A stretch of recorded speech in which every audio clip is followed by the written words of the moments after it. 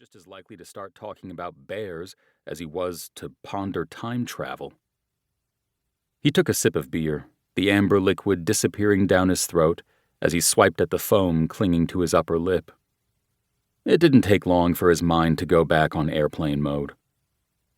An hour later, Nora and her friends still hadn't come up for air.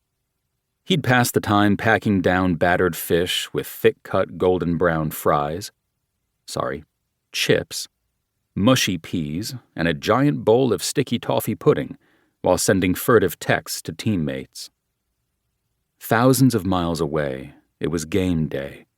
The Austin Regals versus the Denver Hellions.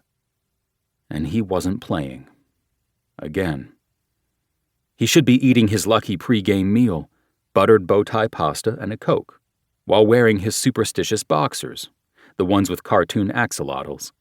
His teammates teased him for his habits while secretly revering them. After all, being a goalie came with tacit permission to be odd. But no rituals had ever prepared him for the team doc finding a lump in his armpit last spring, or the diagnosis of stage 1A Hodgkin lymphoma. The good news? It had been easily cured. But treatment had been hell, and he'd be sidelined for much, if not all, of the season. "Hey," Nora reached over and poked him. "We're boring you, huh?" "No, it's all good." He swallowed back a jaw-cracking yawn. "But I don't have a lot to contribute." Pip's lips quirked to the side. "You'd rather tell us about how you hit a puck super hard?" He couldn't tell if she was joking or being a pain in the ass. Maybe both.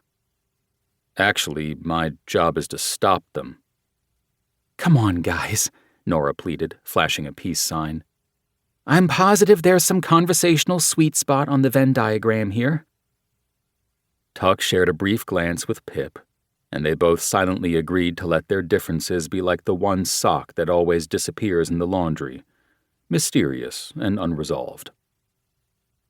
"Why don't you two stay put and bookworm to your heart's content? I'll walk back to the B&B and catch some Z's. We'll reconvene in the morning for crumpets or whatever counts as breakfast around here." "Really?" Nora furrowed her brow. "Pip and I can leave too. You do look tired." "Nah, I'm fine." The lie rolled off easily. He'd been saying it enough. "I know you'd choose hockey over South Hampshire any day of the week." Nora squeezed his shoulders in a half hug. "But I am excited to play tourist together. You haven't gotten much of a chance to see the world beyond the arena. It's good out here, I promise." "Sounds like a plan." He playfully yanked one of her braids. She slid her hand over.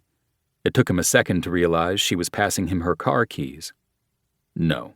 His answer was firm. "I'll walk." "You'd be doing me a favor," Nora wheedled. "We need to drink a lot more before we start on the romantic poets, and you've only had a beer and a half." "At least we agree Percy Bysshe Shelley is the worst," Pip muttered into her glass. "He took his second wife Mary's virginity on her mother's grave," Nora explained, like that cleared up everything. "Then that same Mary went and wrote Frankenstein." Huh. Not going to lie, it was kinda cool being related to a walking Wikipedia. "Anyway, I digress. Take the car." Nora's tone was final. "Later I'll text you and you can come back and get us." "Deal." He fisted the keys. "Be good. Don't talk to strangers." Nora gave him a double thumbs up. "If anyone offers us a lolly, I'll kick him in the shins." Tucker kept the smile plastered on his face until he walked through the door. Out in the square, he jammed his hands into the pockets of his jeans, the rhythmic strike of his footfalls echoing against the cobblestones. Night mist hung low, full of wood smoke and the earthy scent of decaying leaves, a far cry from Zamboni fumes and chlorinated ice. The brick row houses flanking him on all four sides could be from a storybook, except he didn't believe in fairy tales.